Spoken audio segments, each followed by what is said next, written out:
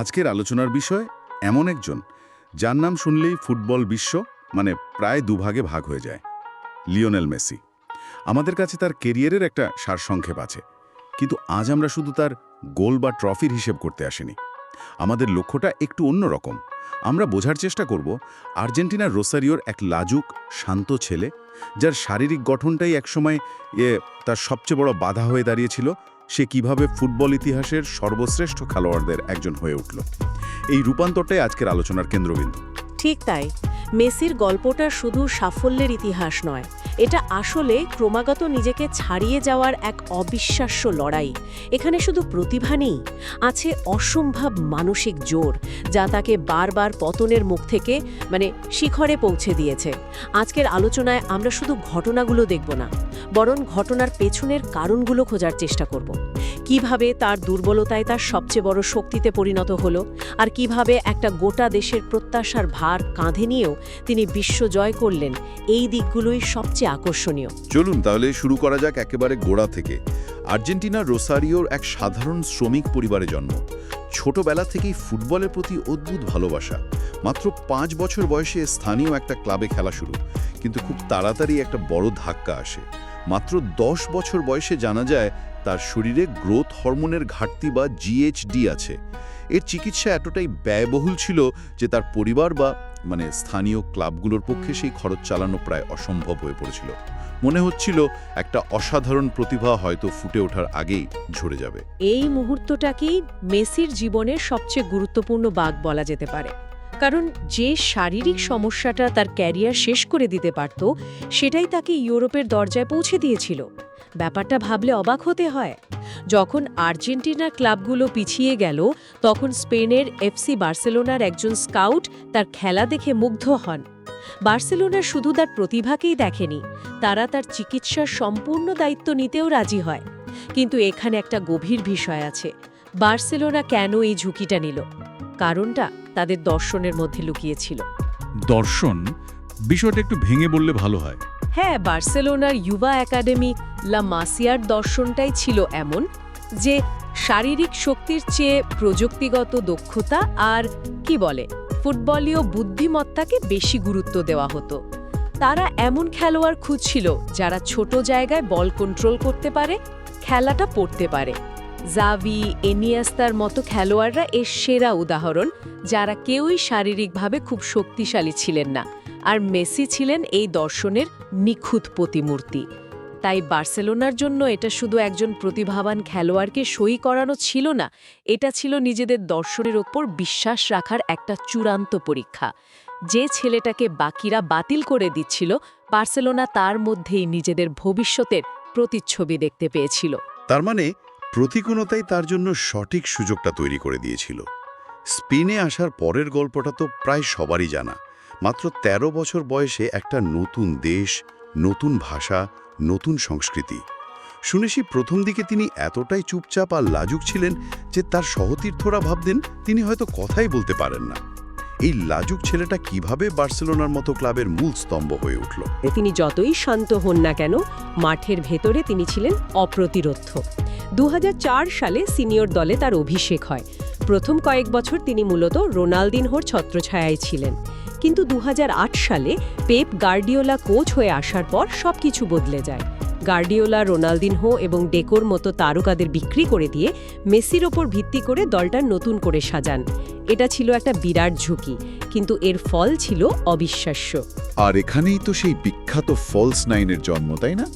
এই কৌশলটা ফুটবল বিশ্বে একটা বিপ্লব এনেছিল। সাধারণ দর্শকদের জন্য যদি একটু বুঝিয়ে বলা হয় এই ফলস নাইন আসলে কি ছিল, আর মেসি কিভাবে এই ভূমিকায় এতটা সফল হলেন। অবশ্যই। ফলস নাইন মানে হলো কাগজে কলমে একজন স্ট্রাইকার, কিন্তু মাঠে সে নিচে নেমে এসে মিডফিল্ডারদের সঙ্গে খেলা তৈরি করে। এর ফলে প্রতিপক্ষের সেন্ট্রাল ডিফেন্ডাররা বিভ্রান্ত হয়ে যেত। তারা কি নিজেদের জায়গা ছেড়ে মেসিকে অনুসরণ করবে, নাকি নিজেদের পজিশন ধরে রাখবে? এটা একটা দারুণ কৌশল ছিল।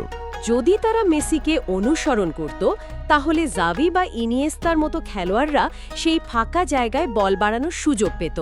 আর যদি তারা নিজেদের জায়গায় থাকত, তাহলে মেসি অনেকটা ফাঁকা জায়গা পেয়ে যেতেন শট নেবার বা পাস দেওয়ার জন্য। মেসির ড্রিবলিং, ভিশন এবং ফিনিশিংয়ের দক্ষতা তাকে এই ভূমিকার জন্য ইতিহাসের সেরা খেলোয়াড়ে পরিণত করে। বার্সেলোনার সেই টিকি চাকা ফুটবলের ইঞ্জিন ছিলেন এই ফলস নাইন মেসি। এই সময়টাতেই তো ক্রিস্টিয়ানো রোনাল্ডোর সঙ্গে তার সেই বিখ্যাত প্রতিদ্বন্দ্বিতা শুরু হয়, যা প্রায় 1 দশক ধরে ফুটবল বিশ্বকে শাসন করেছে। এই প্রতিদ্বন্দ্বিতা কি তাদের দুজনকেই আরও ভালো খেলোয়াড় হতে সাহায্য করেছিল? নিঃসন্দেহে মেসি আর রোনাল্ডোর প্রতিদ্বন্দ্বিতা ছিল ফুটবলের ইতিহাসে একটা ইউনিক অধ্যায়। একজন নৈসর্গিক প্রতিভা, অন্যজন কঠোর পরিশ্রমের চূড়ান্ত উদাহরণ। প্রতি সপ্তাহে তারা একে অপরকে ছাড়িয়ে যাওয়ার চেষ্টা করতেন। ঠিক। একজন হ্যাট্রিক করলে পরের দিন অন্যজন 4 গোল করার চেষ্টা করতেন আর কি। এই স্বাস্থ্যকর প্রতিযোগিতা শুধু তাদের ব্যক্তিগত রেকর্ডকে অবিশ্বাস্য উচ্চতায় নিয়ে যায়নি, এটা লা লিগা এবং চ্যাম্পিয়ন্স লিগের আকর্ষণকেও বহুগুণ বাড়িয়ে দিয়েছিল। তারা একে অপরকে কনস্ট্যান্টলি নিজেদের সীমার বাইরে ঠেলে দিয়েছেন। কিন্তু একটা প্রশ্ন প্রায়ই ওঠে, বার্সেলোনা কি একটা সময় মেসির উপর অতিরিক্ত নির্ভরশীল হয়ে পড়েছিল, যাকে বলা হয় মেসি ডিপেন্ডেন্সিয়া? অনেকেই বলেন ক্লাবের এই অতি নির্ভরশীলতাই কি শেষ পর্যন্ত তাদের পতনের কারণ হয়ে দাঁড়িয়েছিল? এটা একটা খুবই গুরুত্বপূর্ণ এবং বেশ জটিল প্রশ্ন। এটা সত্যি যে একটা লম্বা সময়ে ধরে বার্সেলোনার খেলার কৌশল ছিল বলটা মেসিকে দাও এবং বাকিটা সে দেখে নেবে। যখন দল ভালো খেলছিল তখন এটা একটা অসাধারণ কৌশল ছিল, কিন্তু দলের বাকি অংশের মান যখন পড়তে শুরু করলো, একদম তখন এই নির্ভরতা একটা বোঝা হয়ে দাঁড়ালো। যখন জাভি বা ইনিয়েস্তার মতো খেলোয়াড়রা চলে গেলেন, তখন খেলা তৈরি করার সম্পূর্ণ দায়িত্বটা মেসির কাঁধে এসে পড়ল। ফলে দল হিসেবে বার্সেলোনা দুর্বল হতে শুরু করে। তাই বলা যেতে পারে মেসির অবিশ্বাস্য প্রতিভা ক্লাবের জন্য যেমন আশীর্বাদ ছিল, তেমনি তার ওপর অতি নির্ভরশীলতা দীর্ঘমেয়াদে ক্লাবের কাঠামোগত দুর্বলতাকে হয়তো আড়াল করে রেখেছিল। বার্সেলোনায় তো তিনি প্রায় সবকিছুই জিতলেন, ক্লাবের ইতিহাসে সর্বকালের সেরা খেলোয়াড়। কিন্তু তার কাঁধে সবসময় একটা অদৃশ্য বোঝা ছিল, আর্জেন্টিনার সেই আকাশে সাদা জার্সিটার বোঝা। সেই গল্পটা কিন্তু একেবারে অন্যরকম, অনেক বেশি যন্ত্রণার। একদম।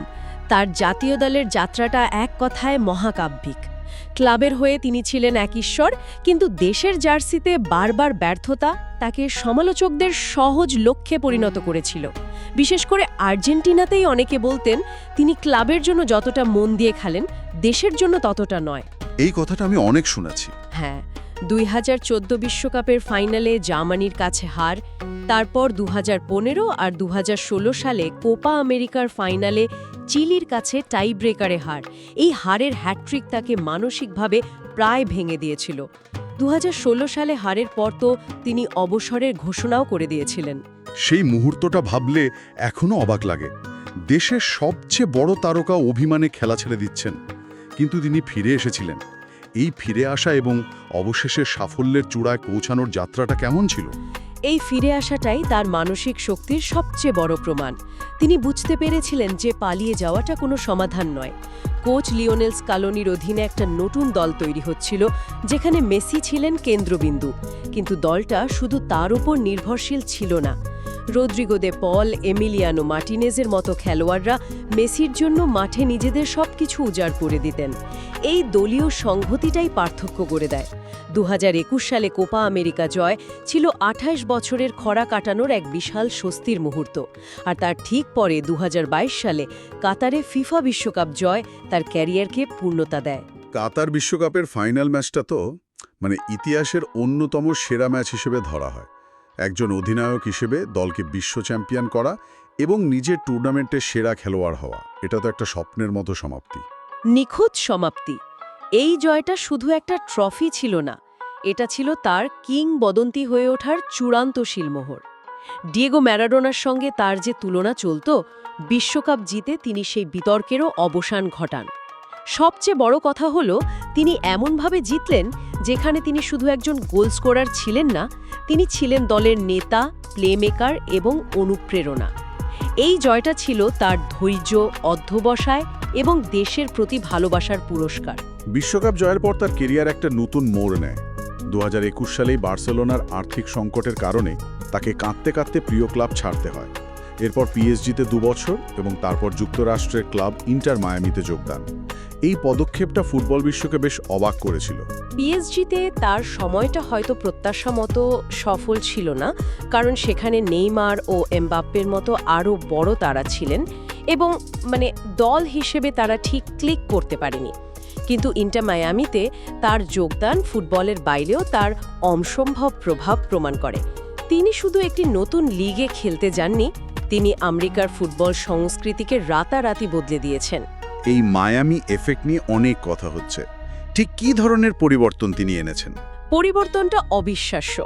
ইন্টার মায়ামি লিগের তলানিতে থাকা একটি দল ছিল। মেসি যোগ দেওয়ার সঙ্গে সঙ্গে তারা ট্রফি জিতল, কিন্তু মাঠের বাইরের প্রভাবটা আরও অনেক বড়। হ্যাঁ, টিকিটের দাম কে বিশ্ব ফুটবলের মানচিত্রে একটা গুরুত্বপূর্ণ জায়গায় নিয়ে এসেছেন। এটা অনেকটা 1975 সালে পেলের নিউ ইয়র্ক কসমোসে যোগ দেওয়ার মতো, যা আমেরিকায় ফুটবলের প্রথম জোয়ার এনেছিল। মেসি সেই জোয়ারকে সুনামিতে পরিণত করেছেন। এটা প্রমাণ করে যে লিওনেল মেসি শুধু একজন খেলোয়াড় নন, তিনি একটি গ্লোবাল ব্র্যান্ড, একটি সাংস্কৃতিক আইকন। আর এরই মধ্যে তিনি রেকর্ড 8ম ব্যালন ডি'অরও জিতে নিলেন। প্রায় 2 দশক ধরে শীর্ষ পর্যায়ে এমন ধারাবাহিকতা ধরে রাখাটা তো প্রায় অবিশ্বাস্য।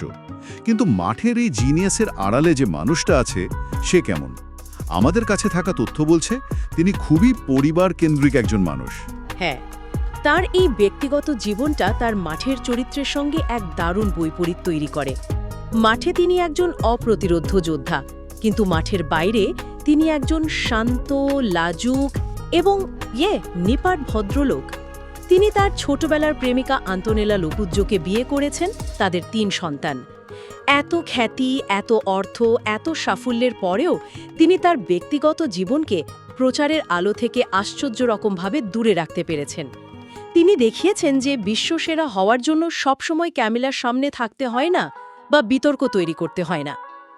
আজকের আলোচনা থেকে একটা বিষয় পরিষ্কার হলো যে লিওনেল মেসির যাত্রাটা শুধু পরিসংখ্যানের গল্প নয়।